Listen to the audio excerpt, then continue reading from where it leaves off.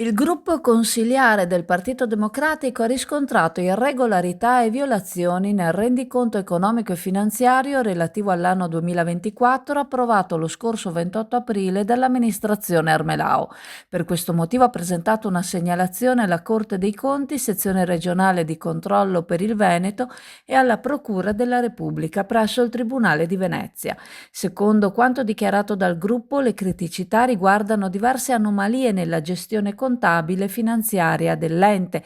In particolare si segnalano sopravvalutazioni delle entrate e sottovalutazioni delle spese obbligatorie per legge nella fase di redazione del bilancio preventivo, oltre all'utilizzo improprio dell'avanzo disponibile per finanziare spesa corrente di tipo ricorrente in occasione della salvaguardia degli equilibri di bilancio.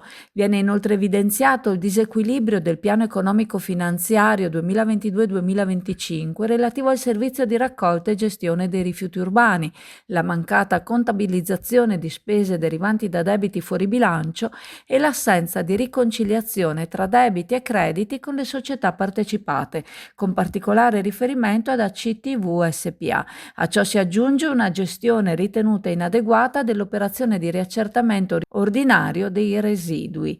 Il Partito Democratico definisce la gestione tecnico-politica dell'anno scorso fallimentare, una linea che, a suo giudizio, prosegue nei provvedimenti di bilancio per il 2025, basati su un incremento delle imposte e dei tributi comunali, senza però affrontare in modo concreto le vere problematiche che interessano la cittadinanza. Emblematico, secondo l'opposizione, è l'aumento della tassa sui rifiuti, la Tari, che colpisce famiglie e imprese con rincari compresi tra il 35 e il 45%. Il gruppo consiliare denuncia inoltre il rifiuto da parte del governo cittadino di avviare un dialogo costruttivo con l'opposizione per individuare insieme soluzioni che possano evitare aumenti di tasse ritenuti ingiustificati.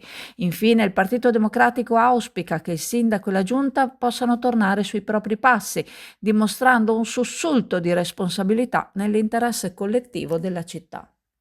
Allora, siamo allo storico campeggio Tropical. Qui abbiamo l'amico Sandro Finotto che da quest'anno gestisce questo ristorante. Ho riservato per le ultime 2 settimane di maggio una promozione dal lunedì al venerdì con le pizze al 50%, in modo da essere invogliate a venirci a trovare, capire che entrare in parcheggio, prendersi la tesserina, venire a mangiare e poi noi in cassa rimborsiamo azzerando la tesserina, e quindi diventa piacevole venire a trovare anche noi con i nostri piatti, col pesce fresco e le nostre pizze un po' più particolari delle altre.